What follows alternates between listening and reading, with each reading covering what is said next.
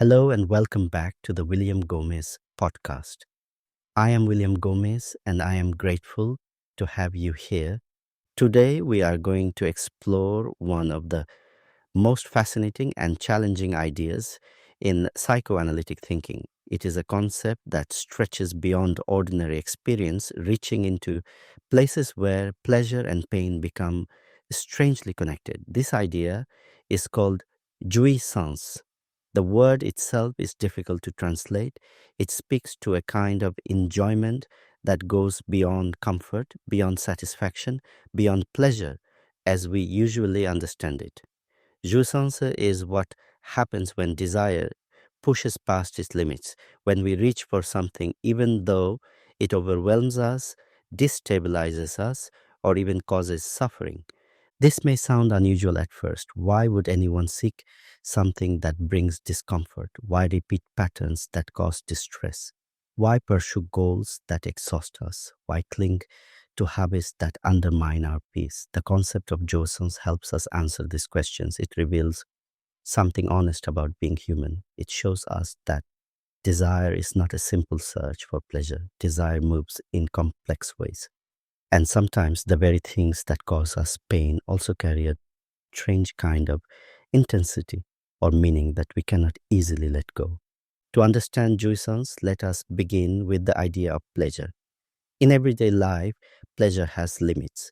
Pleasure keeps us balanced.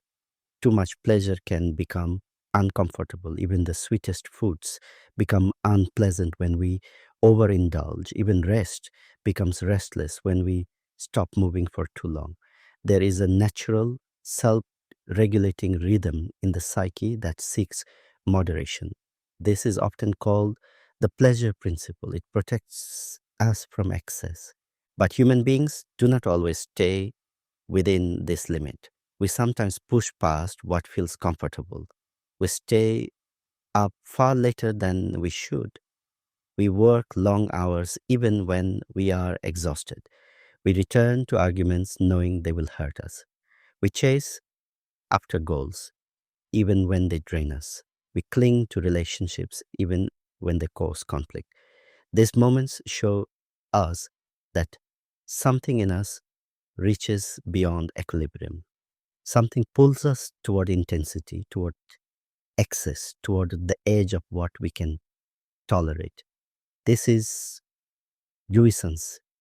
Jouissance cannot be understood simply as pleasure. It is pleasure tinged with pain, excitement intertwined with discomfort, satisfaction linked with sacrifice. It is the moment when we feel both pulled in and pushed away, when we seek something that both fulfills and overwhelms.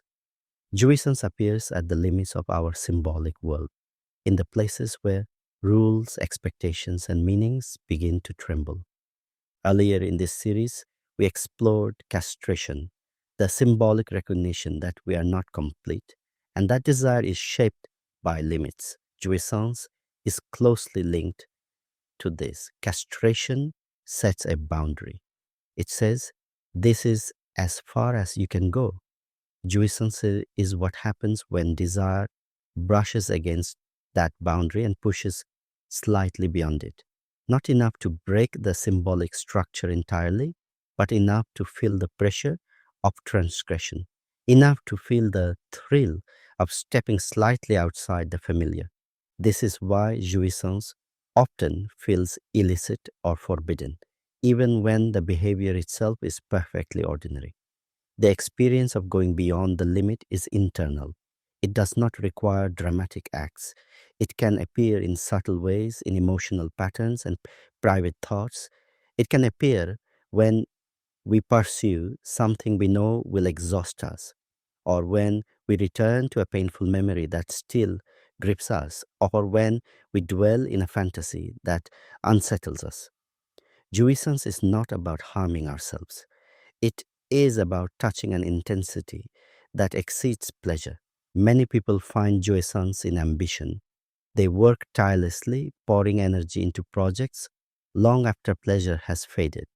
They may feel proud, energized, or driven, but also drained.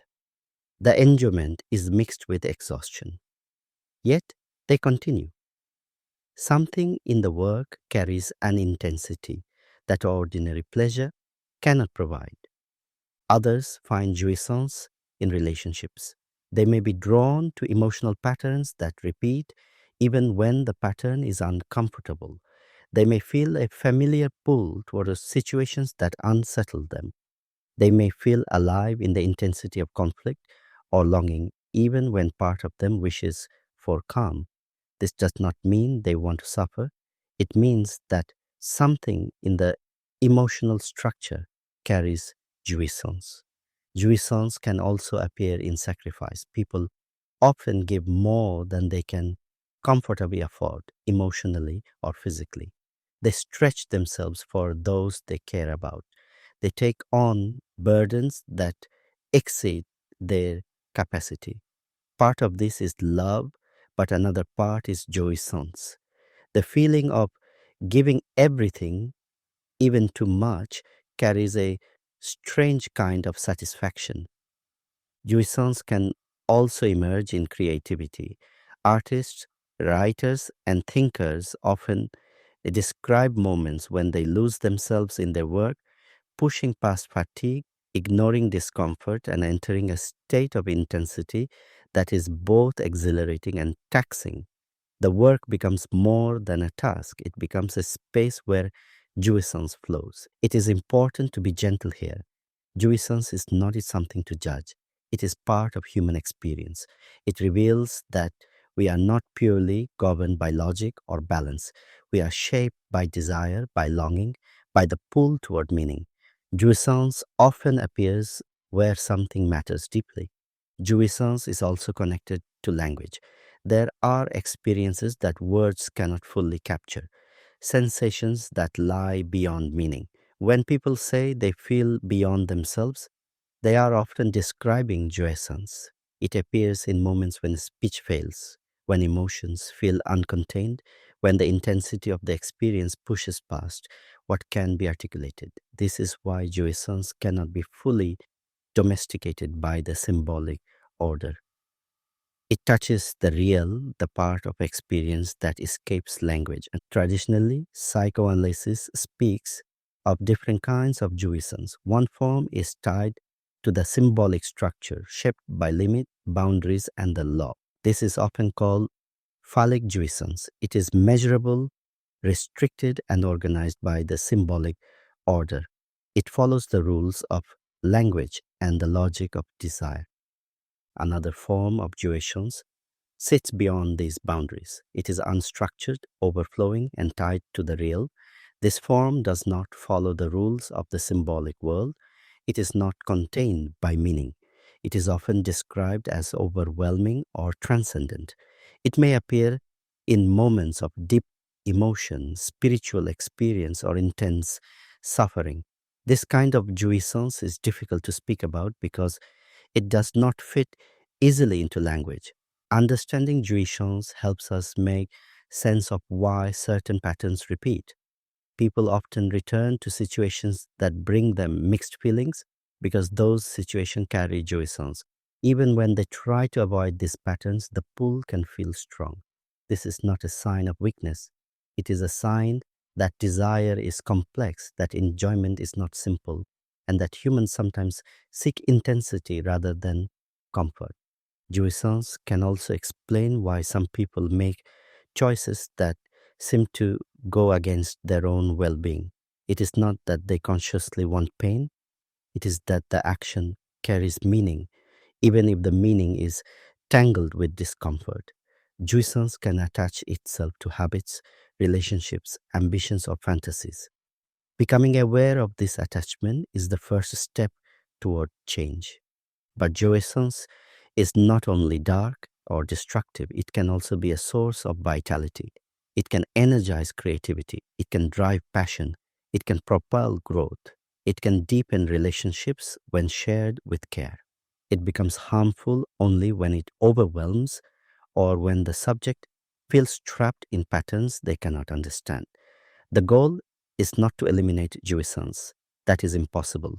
The goal is to relate to it with awareness, to understand where it appears, and to find ways to live with it that preserve life and connection. Ethically, Jouissance invites humility. It teaches us that we do not always know why we do what we do. It reminds us that others are shaped by invisible forces just as we are. It encourages us to soften our judgments. It helps us see the humanity in contradictory behaviors. And it shows us that freedom does not come from erasing desire, but from understanding the forces that shape it. As we near the end of this episode, let us reflect on what Jouissance ultimately reveals about being human. It reveals that we are creatures of intensity as well as comfort, that we seek meaning as much as pleasure, that desire pushes us toward the edge of our symbolic world, that some of our deepest experiences cannot be fully spoken, and that the very things that challenge us can also shape us, awaken us, and move us. In our next episode, we will explore the idea of the real, the part of experience that lies outside language and representation. This will help us understand why some emotional truths resist explanation, why certain feelings overwhelm us, and why moments of transformation can feel ungraspable. The real brings us to the heart of psychoanalytic thinking and will deepen everything we have discussed so far. But for now, I hope this episode has helped you see jouissance as a human experience that intertwines longing, intensity, pleasure, and discomfort.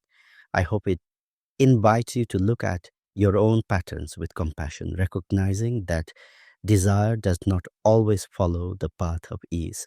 And I hope it reminds you that you are not alone in these contradictions. They are part of what makes us beautifully human. Thank you for listening. This is the William Gomes podcast. Take care of yourself, stay curious, and I'll speak with you again soon.